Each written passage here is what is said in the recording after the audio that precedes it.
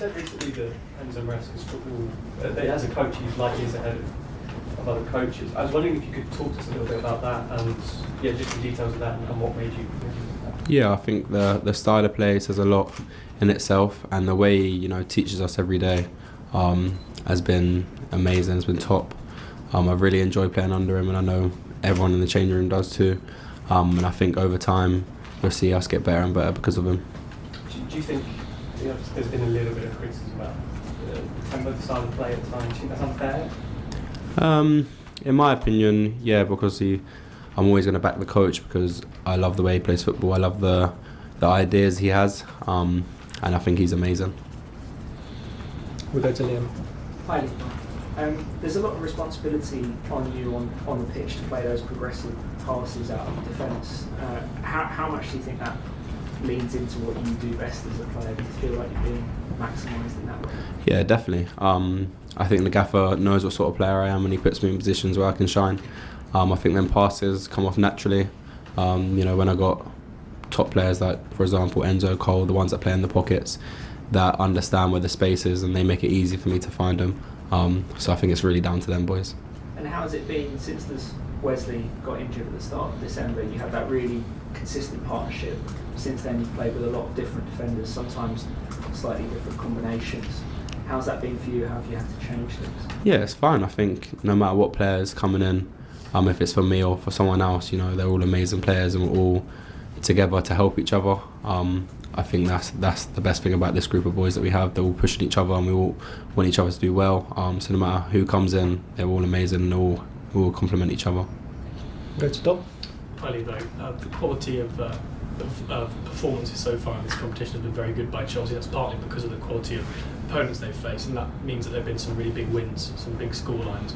Given that the scoreline that Chelsea lead by 2-1 heading into this second leg, you're obviously going to want to win the second leg by a lot of goals, but if you don't, might you as a defender quite relish the opportunity that this competition could get into the serious phase now where there might be some back to the walls defending? I think, speaking with the players, we've taken every game seriously. I wouldn't say any game's easier. Of course, we've got amazing players that on the pitch show their qualities, and that's maybe why we've won certain games by so many goals. But every game's serious, and playing away, of course we won 2-1, but now we're back at home. It's we're gonna have the fans behind us, and of course we're gonna want to score as many goals as possible tomorrow. Andy. Hi, everyone.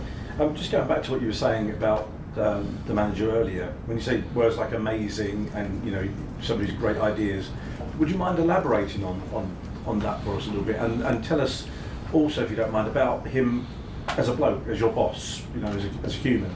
Yeah, of course. The ideas he brings in training to help us break teams down, is all down to him. The games we're winning and we're playing through other teams. It's, of course, because we're top players, but also because he sets us up correctly to look good on the pitch and to score goals. I think all the games we've played amazing this season has been down to him. Of course, we've got amazing players that are going to help us pull off what he wants us to do, but at the end of the day, it comes down to him, in my opinion. And as a manager, and a person, he's top.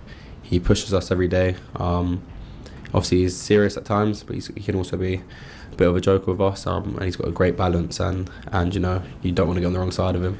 This is the bit I'd like to elaborate on as well, if you may. Just because we see him in one dimension here, and you see him throughout the week of training, you say he can be a bit of a joker.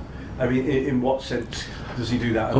Of course, in the right times, he might be a bit unserious with us, but I think a majority of the time he's always work. He's a top professional. But the right times he might mess around with us. May I ask any examples of that? For the top of my head, I'm not too sure of the top of my head. I'll have to. I just remember Mourinho used to throw acorns at the players when they were doing stuff on the floor and things like that, and play tricks on them. Yeah, I'm not sure. Like I haven't seen him throw an acorn yet. Sorry. Go to the gentleman at the back. Yeah. It's different to compare the quality of leagues. I mean, Premier League is a mark for most people. They want to come and play in the Premier League. How do you rate the power and the quality that FC Copenhagen came with?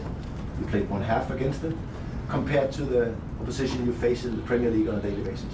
I think the players they got are really good players, and as a team they perform to the best. I think going up against them, we were all mentally prepared to know that this is going to be a really tough game, just like a Premier League game. We didn't take it any different. And come again tomorrow, that's the same mentality we're going to have, because they are a really good team and really good players. Okay, gentleman with the cap. Another question on FC Copenhagen. You came into the break, and after the game, Maresca said that he was quite surprised about the approach from FC Copenhagen, playing 5 in the back. Were you also surprised of what you met in Parken in Denmark? I wouldn't say I was surprised when I came on the pitch, because obviously watching the first half, and like I already said, they're really good players and a really good team, so I was ready for that. Of course, the gaffer watches all their games and he tells us how to play against them, so when they change something like that to play against us, it can be a bit different. We've got to change, and we've got to show that, you know, we are young players, but experienced enough to know, okay, we're going to play a bit different here, or they're going to play a bit different against us, and we need to handle them situations. Not every game's going to go the way we want it to, and the best players, you know, show no difference. Kieran? Hello. You'll have known Thomas Tuchel a bit from when he was here. Have you had a chat with him since he became England manager? And I think the first squad is announced on Friday, so what are your ambitions moving forward? Yeah, of course I would have known him from when he was here. I trained a few times with him and went pre-season with him, so I know he's a top manager, top guy. And yeah, I've had a chat with him, and he just caught up on old times from when I was here. And obviously I already know him good enough anyway. And then of course, you know, hopefully I can get called up for this camp coming up.